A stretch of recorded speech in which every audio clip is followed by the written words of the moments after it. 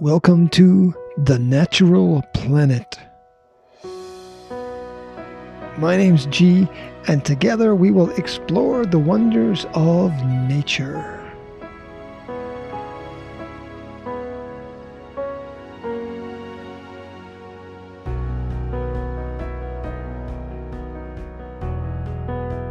Welcome back, and today we will be looking at rescued leopards.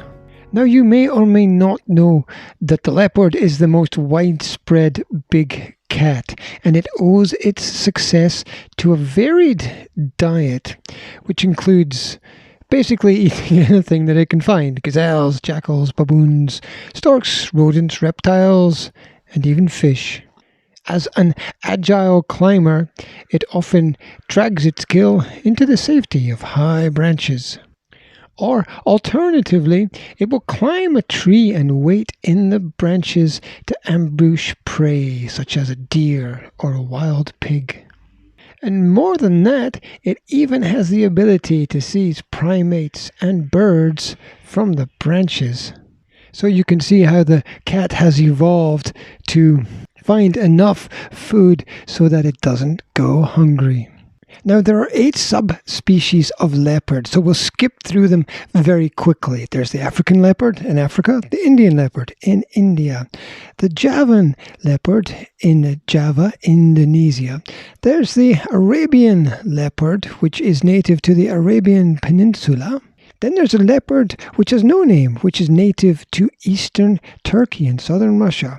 Then there's the Amur leopard, which belongs in the Russian Far East and northern China. The Indo-Chinese leopard, which is mainly in Southeast Asia. And finally, the Sri Lankan leopard, which of course is native to Sri Lanka. But despite being found in a varied number of places, it is listed as vulnerable because leopard populations are threatened by habitat loss and fragmentation and are declining in large parts of the globe also, unfortunately, due to being hunted for their skins. In fact, contemporary records suggest that the leopard only now occurs in 25% of its historical global range. Compared to other wild cats, the leopard has relatively short legs and a long body with a large skull. Its fur is marked with rosettes, which we commonly call spots. It is similar in appearance to the jaguar, but has a smaller, lighter physique. And the leopard itself is distinguished by its well-camouflaged fur, opportunistic hunting behavior, broad diet strength, and its ability to adapt to a variety of habitats, ranging from rainforest to mountain areas. It can run at speeds of up to 36 miles per hour, which means that you probably won't be able to keep up with it.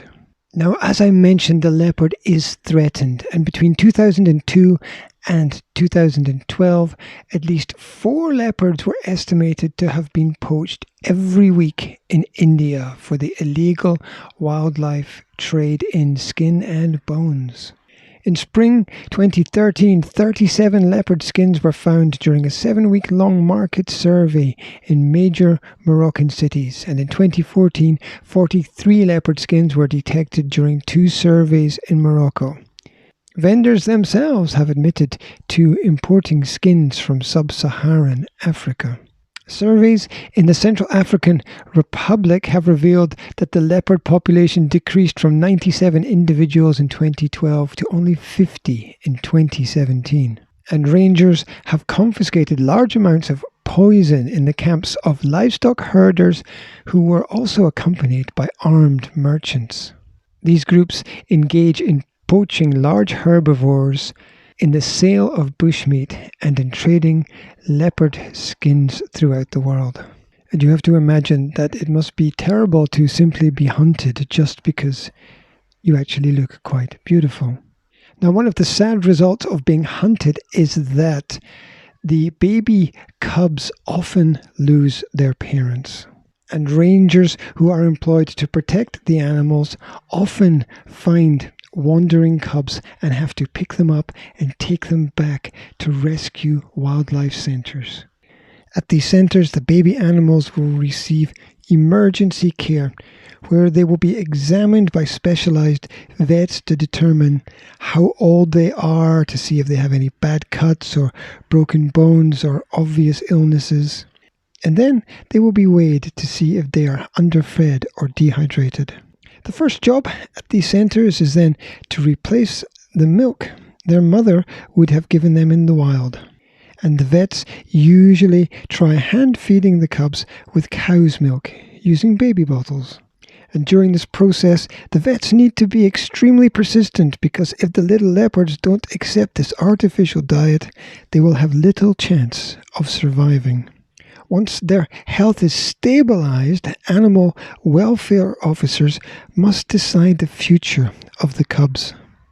Obviously, one aim will be to try to return the cubs to the wild, but without the care and protection of their mother, who, if she is not around, was almost certainly killed by a poacher, the cubs won't stand a chance in the wild.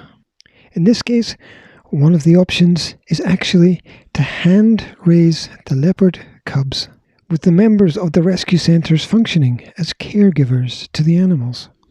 The staff in the centres know that they need to do everything possible to help the cats, especially when these animals are very rare and every single individual matters.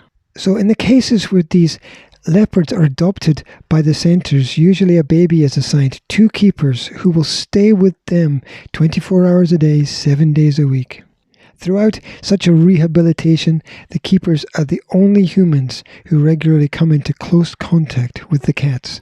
This way, the cubs will retain their instinctive mistrust of all other humans, which will be essential for their survival in the wild. Once they're on their feet, the leopards will begin to take leashed walks through a natural habitat. The tiny young cats are often nervous as they walk behind their keepers. But the keepers have just one role, and that is to provide security for the animal, much like a foster parent does for a child. After a week or two, the keepers are usually able to remove the leashes so that the animals can climb and jump and run around more freely. Some leopards are actually extremely acrobatic, and they like to climb along branches, swing underneath, and hang upside down from their hind legs, just like monkeys. Of course, they have to learn which branches are the strong ones, otherwise they're going to fall out of the trees. But of course, climbing skills are not enough for the leopards to survive. They need to be taught to be master predators that stalk and hunt prey, such as monkeys and birds and deer. So to help trigger their predatory instincts, a liver soup is added to their milk formula diet after a few weeks. Of course, when they try to hunt, at first they're trying to catch every animal they see. But they soon learn that there's no point in pouncing on everything, so they'll wait and wait and wait and learn to attack just one prey. After around 6 months of training, very often the animals that are going to be released back into the wild are taken out into a natural habitat, although still kept in cages and on leashes. With their keepers with them, they will begin walking and hunting at night, just like real leopards. And then, after as much training as is necessary, the animals will finally gain their independence and be released into the wild. This will begin with their cage door being left open so that they can come and go as they please. But of course, a little bit of food is left out just in case they need it. In just a few weeks, of course, their natural habitat will function just like a magnet and pull them away from humans and towards where they truly belong. In just a few short weeks, the animals will become completely wild. But before this happens, it's quite common that the cats are fitted with radio tracking collars so that the Centres for Wildlife can keep tabs on them and make sure that they're surviving. And this is how orphaned baby leopards are reintroduced into the natural environment. And as cute as they were as cubs, they are now vicious predators. And it's interesting to note that human beings have always had a great respect for leopards out in the wild, because leopards have often featured in art and mythology and the folklore of the countries where they have historically lived.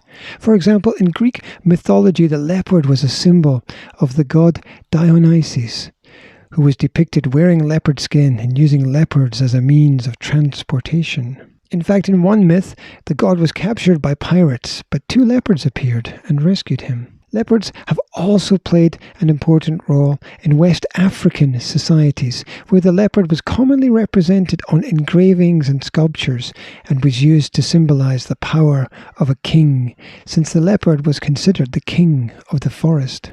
Furthermore, some African cultures actually considered the leopard to be smarter and a better hunter than a lion, and even harder to kill. In Western society, leopards would also continue to appear in modern media and literature. One of Rudyard Kipling's Just So stories, How the Leopard Got His Spots, tells the story of a leopard with no spots. A leopard also played an important role in one of my favorite films, which was the 1938 Hollywood black and white film, Bringing Up Baby.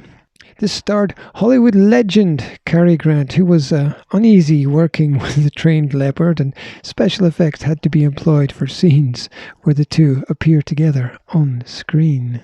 So if you haven't watched the film, I can recommend it. It's a bit dated, but it gives you a little bit of a window into the culture and world of the past. So that's it about leopards. I hope you enjoyed this episode. And you can always like and share and subscribe and do all the cool things. That's it for now. You can always let me know as well what animal you'd like me to study next. Wherever you are, have a great day. Take care.